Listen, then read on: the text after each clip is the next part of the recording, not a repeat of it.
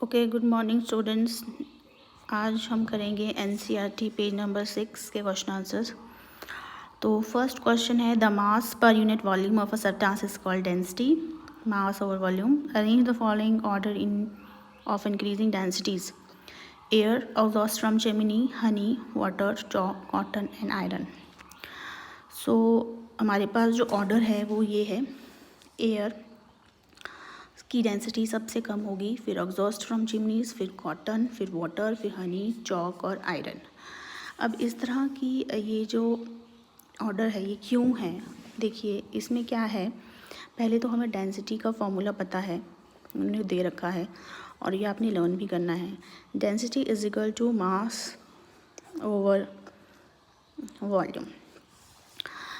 तो आप लोगों को पता होना चाहिए कि मास हम वर्ड यूज़ करते हैं सॉलिड्स के लिए और वॉल्यूम हम यूज़ करते हैं for the gases and liquids.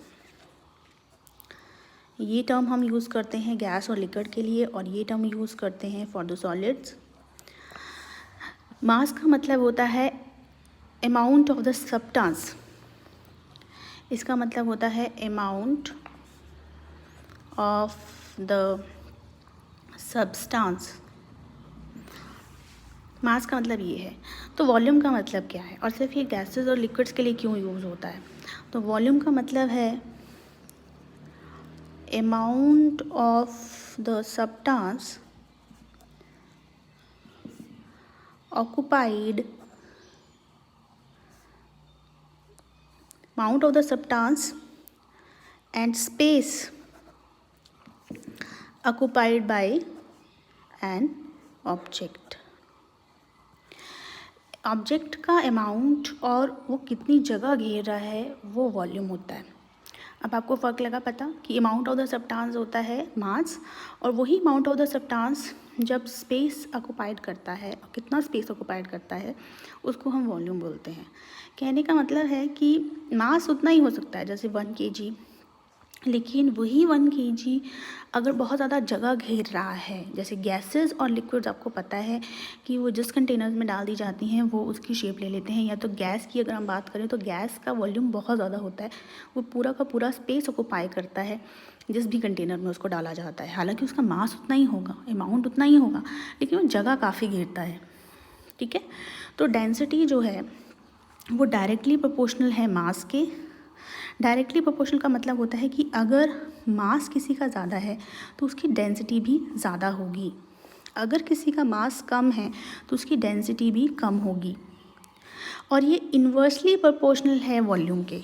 ये इन्वर्सली प्रोपोर्शनल है वॉल्यूम के। कहने का मतलब है कि उल्टा असर पड़ेगा। वॉल्यूम अगर ज़्यादा होगा तो डेंसिटी कम हो जाएगी। अगर डेंसिटी हमें ज़्यादा करनी है तो हमें वॉल्यूम कम करना होगा, वॉल्यूम कम होगा तो डेंसिटी बढ़ जाएगी। तो ये आप लोगों को याद रखना है जब आपने इस तरह के क्वेश्चंस करने हैं। ओके, तो एयर की बात करें तो एयर में गैसेस होती हैं और गैसेस बहुत ज़्यादा जगह घेरती हैं, इसलिए उनका वॉल्यूम ज़्यादा है तो डेंसिटी क्या हो जाएगी, कम हो जाएगी, इसलिए इनकी डेंसिटी सबसे कम है।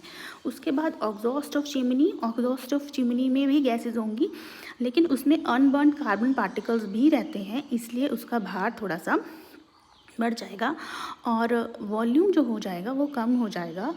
ओके, क्योंकि उसमें सॉलिड पार्टिकल्स होंगे बीच में।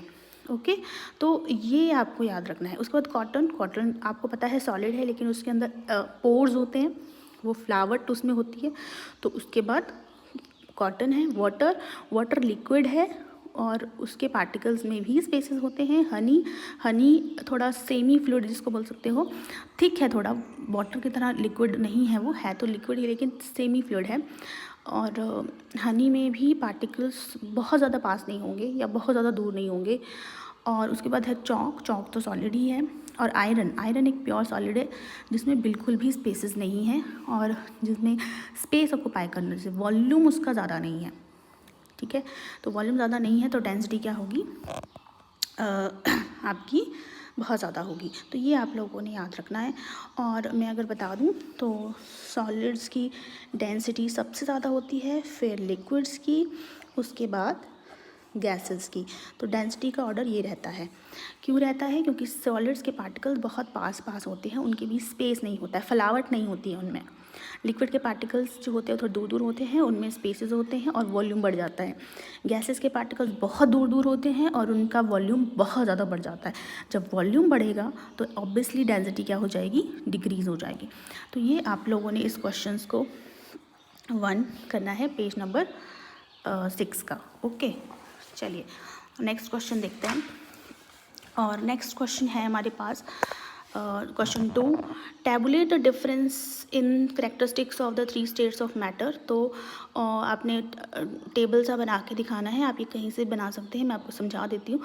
उसके बाद कमेंट करना है rigidity, compressibility, fluidity, filling a gas container, shape, kinetic energy और डेंसिटी पे। तो आई थिंक डेंसिटी पे तो मैंने ऑलरेडी आपको बता दिया है काफ़ी कुछ, तो डेंसिटी के बारे में तो आप लिख सकते हो और डेंसिटी की यूनिट्स भी आप कर सकते हो। और इसकी यूनिट्स हो जाएंगी केजी, मास की केजी होंगी और इसकी मीटर क्यूब होंगी, तो इसकी यूनिट्स होंगी केजी पर मीटर क्यूब। ओके, तो ये हमने कर लिया। उसके बाद चलिए पहले टैबलेट करते हैं सॉलिड, लिक्विड और गैसेस को एक एक 1.1। तो गैसेस का हम लोगों को पता है कि इनका फिक्स शेप और फिक्स वॉल्यूम होता है। मतलब जैसी शेप है, अगर एक स्टोन को देख लो तो स्टोन एक फिक्स शेप है, उसका फिक्स वॉल्यूम है। वॉल्यूम की जगह आप मास लिख सकते हो। उसके बाद लिक्विड्स का फिक्स वॉल्यूम नहीं, फिक्स वॉल्यूम होता है बट शेप उनकी फिक्स नहीं होती है। जैसे आपको पता ही है, दूध किसी बर्तन में डालो, चाहे वो टेस्ट ट्यूब में डालो, चाहे वो मग्गे में डालो, चाहे बकेट में डालो, तो वो शेप उसकी ले लेगा लेकिन वॉल्यूम उतना ही रहेगा। अगर हमने 20 ml डाला है तो 20 ml ही वो वॉल्यूम रहेगा। गैसेस का ना तो फिक्स कोई वॉल्यूम होता है, ना ही उनका जैसे बोल सकते हैं शेप होता है। जिस भी कंटेनर में उसको डाल दिया जाए वो उसी की शेप ले लेता है और उसका वॉल्यूम बहुत बढ़ जाता है। उनको अगर जगह मिले तो बहुत ज़्यादा वो जगह घेरेंगे, तो amount of the substance which occupied space, उसको आप बोलते हैं volume. Solids can not be compressed much. हम सॉलिड्स को बाहरी फोर्स लगा के प्रेस नहीं कर सकते। जैसे स्पॉन्ज एक सॉलिड है, कॉटन एक सॉलिड है, उनको हम प्रेस करके थोड़ा कंप्रेस कर सकते हैं। लेकिन बाकी सॉलिड्स को अगर हम देखें, जैसे आयरन है, स्टोन है, तो उनको हम फोर्स बाहर से लगा के, मतलब उन पर दबाव डालकर उन्हें हम पिचका नहीं सकते ना, कंप्रेस नहीं कर सकते। उसके बाद लिक्विड्स को हम थोड़ा कंप्रेस कर सकते हैं, क्योंकि हमने कल ही देखा था कि सॉलिड के कंपैरिजन में लिक्विड के पार्टिकल्स थोड़े दूर दूर होते हैं और उनमें जगहें होती हैं। तो ये सिर्फ एक मान लीजिए कि हमने बच्चे खड़े किए हैं या आप बहुत दूर दूर खड़े हैं और आपकी पिक नहीं आ रही है, आपकी फ़ोटो नहीं आ रही है मोबाइल पे, तो आप बोलोगे पास पास आ जाओ, है ना। तो आपको मैंने इकट्ठा कर दिया और आपकी पिक ले ली। जब आप दूर दूर थे तब आपकी पिक नहीं आ रही थी। तो पार्टिकल समझ लीजिए अपने आप को, और जब आपको पास में ले आए तो आप इकट्ठे हो गए और कंप्रेस हो गए। और आप लोगों ने सुना भी है कि गैसेस के बारे में तो कि वो बहुत अच्छे से कंप्रेस होती हैं, जिसमें आपके पास एग्जांपल है एलपीजी का, एलपीजी, सीएनजी, ये आपको पता है, ये तो बहुत अच्छे से कंप्रेस होती हैं। लिक्विड पेट्रोलियम गैस और कंप्रेस नेचुरल गैस, गैसेस को कंप्रेस कर दिया जाता है, सिलेंडर में भर दिया जाता है और वो लिक्विफाई हो जाती हैं। क्योंकि हम पार्टिकल्स जो बहुत दूर दूर उनके पार्टिकल्स हैं उनको हम पास पास लेके आ रहे हैं, पास पास लेके आ रहे हैं। तो जब हम उनको पास पास लेके आएंगे तो नेचुरली उनकी स्टेट क्या हो जाएगी? चेंज हो जाएगी। और ध्यान रखिएगा कि जैसे आप टेम्परेचर डिक्रीज़ करते हैं और प्रेशर को बढ़ाते हैं तो स्टेट ऑफ मैटर्स चेंज होती हैं। ये आपने पढ़ा होगा। जैसे हम टेम्परेचर को कम कर दें और प्रेशर को बढ़ा दें तो हम गैसेस को लिक्विफाई कर सकते हैं ईजीली। और इसके अपोजिट हम कर सकते हैं इनको ऐसे कि टेम्परेचर बढ़ा दो, प्रेशर घटा दो, तो पार्टिकल्स का टेम्परेचर बढ़ जाएगा तो काइनेटिक एनर्जी बढ़ जाएगी और उनके पार्टिकल दूर दूर हो जाएंगे। तो ये भी आपको पता है। और इसका एग्जांपल बहुत अच्छा होता है वाटर आइज़ को जैसे ही बाहर निकालें हम फ्रिज से, टेम्परेचर बढ़ेगा और वो लिक्विड फॉर्म में चेंज हो जाएगा। आप उसको और टेम्परेचर दोगे तो वाटर वेपर्स में चेंज होना शुरू हो जाएगा, मतलब गैशियस फॉर्म में चेंज होना शुरू हो जाएगा। सभी मैंने डिस्कस किया है। थर्ड पॉइंट तो solid have high densities, they are heavy, liquids have moderate to high densities, less dense than solids, और गैसेस की डेंसिटीज़ बहुत कम होती हैं क्योंकि उनका वॉल्यूम बहुत ही ज़्यादा हो जाता है। Solids do not fill their container. जी हाँ, फोर्थ पॉइंट है सॉलिड्स। पत्थर अगर आप बकेट में रखो तब भी उसकी वही शेप रहेगी, वो कंटेनर को फिल नहीं करेगा। आप उसको मग्गे में रखो तो वो मग्गे में रहेगा लेकिन शेप नहीं लेगा मग्गे की। लिक्विड्स भी पूरा फिल नहीं करते हैं कंटेनर को, हालांकि उनकी शेप जरूर ले लेते हैं, लेकिन गैसेस कंप्लीटली फिल करती हैं क्योंकि वो मोशन में होती हैं। उनके पार्टिकल्स बहुत दूर दूर होते हैं, जैसे मैंने ये बनाए हैं, और उनमें काफ़ी एनर्जी रहती है, काइनेटिक एनर्जी, और रैंडमली वो इधर उधर घूमते हैं, इसलिए जिस बर्तन में उनको रख दिए जाते हैं वहाँ पर वो पूरा का पूरा उसको फिल कर देते हैं। उसके बाद सॉलिड्स डू नॉट फ्लो का मतलब है कि सॉलिड्स बहते नहीं हैं, मतलब उनके पार्टिकल्स एक दूसरे के ऊपर स्लाइड नहीं करते हैं, नेचुरली नहीं करते हैं। लिक्विड्स फ्लो करते हैं, ठीक है, बहते हैं, और गैसेस भी फ्लो करती हैं। फ्लो का मतलब यहाँ पे है डिफ्यूज़न और रैंडमली इधर उधर घूमने से, तो उनके पार्टिकल्स बहुत ईजिली इधर उधर घूमते हैं। कुछ पॉइंट्स हैं जो हम डिस्कस करेंगे, दैट इज़ रिजिडिटी होता है एक बोल सकते हैं कि ढीठपन, stiffness. Rigidity refers to property of solid to resist change in its shape. बाहरी फोर्स लगाने पर इनकी शेप चेंज नहीं होती है सॉलिड्स की, इसलिए सॉलिड्स को रिजिड भी बोला जाता है।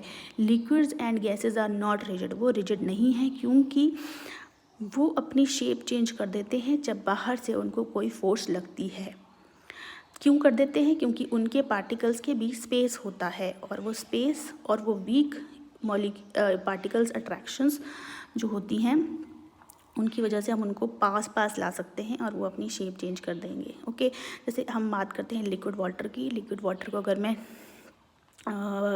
ठंडा टेम्परेचर डाउन कर दूं या मैं उसको प्रेशर दे दूं तो वो सॉलिड में चेंज हो जाएगा, तो अपनी रिजिडिटी नहीं होती, वो अपनी शेप चेंज करते हैं। जो शेप चेंज नहीं करते हैं जैसे सॉलिड्स, क्योंकि उनके पार्टिकल्स के भी स्पेस ही नहीं है, हम कितना उनको आगे पुश करेंगे, कितना उनको फोर्स लगाएंगे, तो उनके पार्टिकल तो ऑलरेडी बहुत पास होते हैं ना, इस तरह से होते हैं, तो जगह ही नहीं है तो क्या करेंगे फिर, वो अपनी शेप को चेंज नहीं करते हैं। कंप्रेसिबिलिटी भी आपके पास वही है कि फोर्स लगा दो और पार्टिकल्स को पास ले आओ। The particles in gases have large space between them due to which their volume decreases too much when pressure is applied on them. जब हम किसी पे प्रेशर अप्लाई करें और उनके पार्टिकल्स पास आ जाएं तो उसको हम कंप्रेसिबिलिटी बोलते हैं। और कंप्रेसिबिलिटी प्रॉपर्टी है फ्लूइड्स की, मतलब सॉलिड को छोड़ के गैसेस और लिक्विड्स कंप्रेसिबिलिटी शो करते हैं। फ्लूइडिटी होता है फ्लो करने की टेंडेंसी। इसमें वीक आपके पास फोर्स ऑफ अट्रैक्शन होती हैं, जिसकी वजह से जो फ्लूइडिटी होती है पार्टिकल्स एक दूसरे के ऊपर कह सकते हो स्लाइड करते हैं। तो फ्लूइडिटी सॉलिड्स में नहीं होती है, जैसे यहाँ लिखा है solids are not fluids, they have no fluidity.